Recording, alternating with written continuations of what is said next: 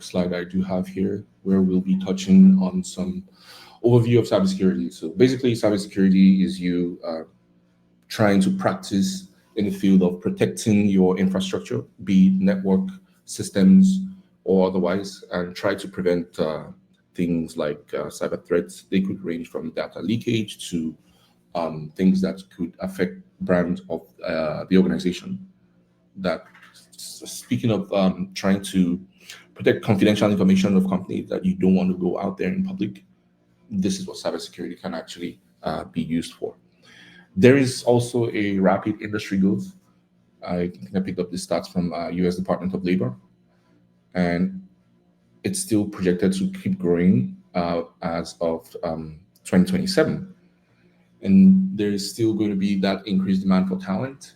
A lot of times, yes, there is a catch-22 in the cybersecurity space. Sometimes you really need that experience to get into cybersecurity. So it's not like you're going to come in fresh, but you do need that kind of like knowledge already. Like, say, if you wanted to get some basic hands-on experience, there are actually technical documentations that you could utilize to break forth in that regard to still break into cybersecurity. So things like that point you in the right direction here. And like I mentioned earlier, the increased demand for talent is still going to be on the rise. And there are, like we said earlier, diverse career opportunities in cybersecurity space, which we'll be seeing later on. This is also from the U.S. Department of Labor statistics. There's a projection here for information security analysts. It's projected from 2020 to 2031. I think that's like 10 years gap. It's projected to increase by 35%. That tells us a whole lot that the demand for cybersecurity specialists, analysts, consultants, engineers will still be on the rise. I'd say it's a great field to go into. Now we're talking about the in-demand cybersecurity skills. And again, just to reiterate that by no means are these lists exhaustive. You do have network security. Basically, what you're doing here is like you're trying to protect the network from being infiltrated. And you do have the incident response. These are the people that take action once they detect breaches.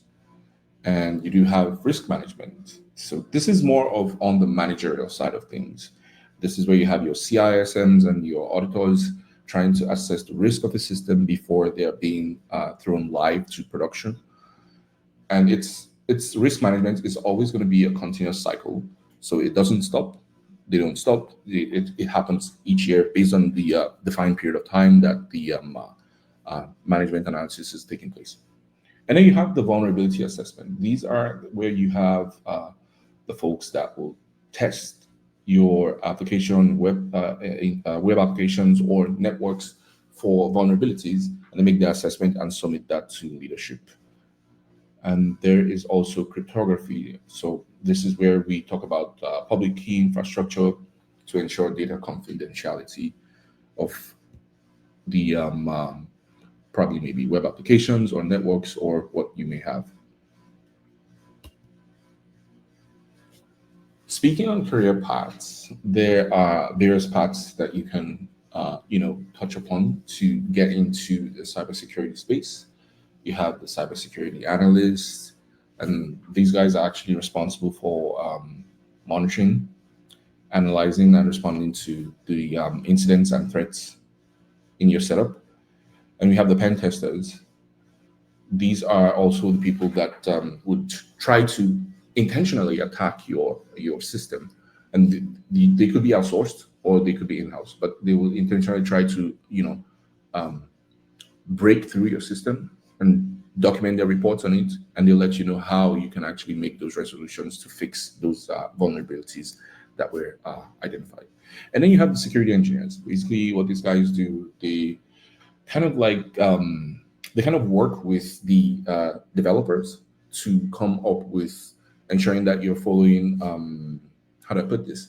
They try to make sure that you're following best principles to implement any type of applications, or maybe web applications, as the case may be, if I may use that term, and make sure that you're following the best principles to implement whatever you're implementing. Make sure you're following all secure protocols and that you're protected against any forms of attacks. Then you have the incident response specialists. They also work with the SOC analysts.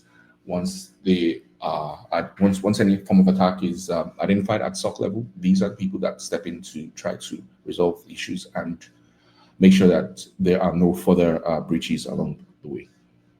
And then you also have the cybersecurity consultants. These people can work at the customer level where they try to consult for, they could consult in terms of cybersecurity architecture, where you try to explain your business need from a security perspective, and then you consult them for advice and strategies on how to implement these cybersecurity measures in your solution.